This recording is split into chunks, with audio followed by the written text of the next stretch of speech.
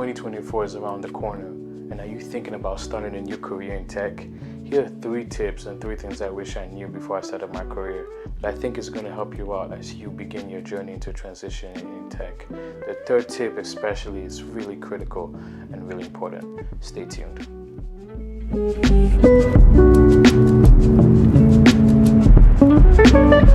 Hey guys, my name is David McJones. I have 7 years of experience working in tech industry. I've had the chance to work for startups, big companies such as Apple, TikTok, and also Amazon.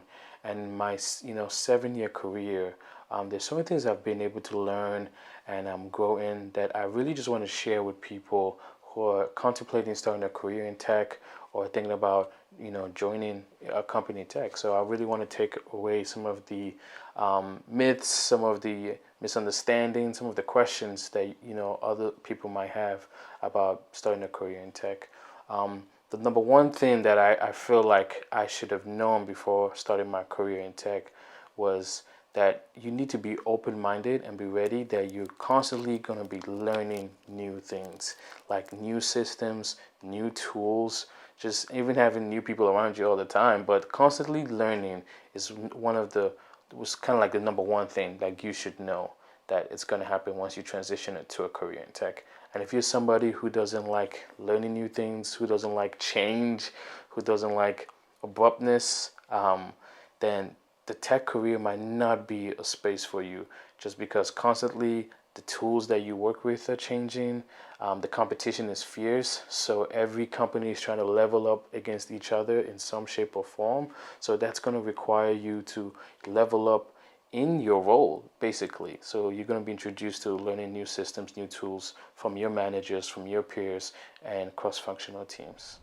The second tip that I wish I knew before starting my career in tech is that your past experiences, whether it's a certification or work experience or even a degree, can be transferable to your tech career.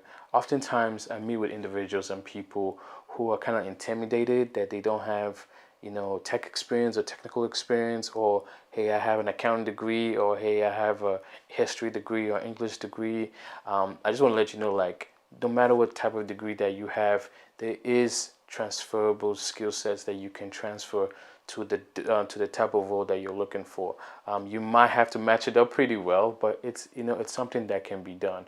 And basically, what does that mean? That basically means that when you're interviewing, you're going to be given the opportunity to craft stories and examples of how you've handled a problem, a conflict, deal with a peer. So because you've had past experience, whether it's owning a business, working in retail, working in oil and gas, this is different fields that you can transfer some of those experience that you've had in those industries into your tech industry. And the way you can craft that is through stories. And one method that usually comes up or that's required for you to do is doing your interviews is called the STAR method. And you might be asking, what's the STAR method? The STAR method is a type of interview style that requires you to describe a situation, a task, an action, and a result from a story that you have, dedicating to a question that the interview might have for you. So it's basically a way that you explain to the interviewer how you handle a certain situation or a certain experience that you had in your past. So I always tell people, while you're working in a different industry, just try to find stories that you can fit in the STAR method, so that when you're interviewing for tech jobs and tech roles, you have something that fits either the job description, the job requirement, or you have like a story that helps you during the interview. And my third and final tip is that soft skills are just as important as technical skills. I know a lot of times when people think about tech career, they think about, hey, I need to know the hard skills, the technical skills, whether it's having a certification, learning a programming language, learning, something pretty intense.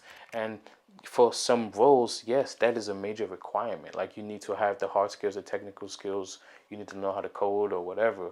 But just as have those skills, the soft skills are just as important from my experience. And you might be asking, what are soft skills? Soft skills are basically skill sets that you display in your role. And examples could be teamwork, communication, empathy, time management, and leadership. And these are the skills that, to be honest, will actually help you get promoted, or help you get into management if that's something that you desire or something that you're looking to do.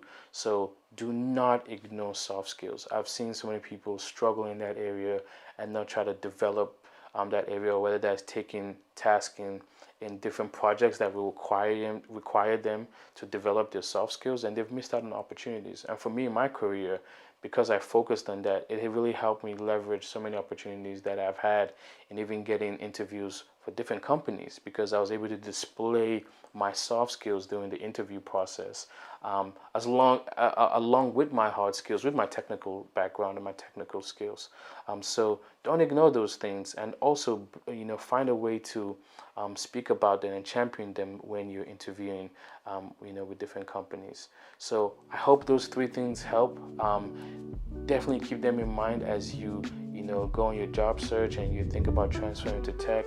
And I hope those help you in the new year in 2024. And hey, don't be afraid, apply.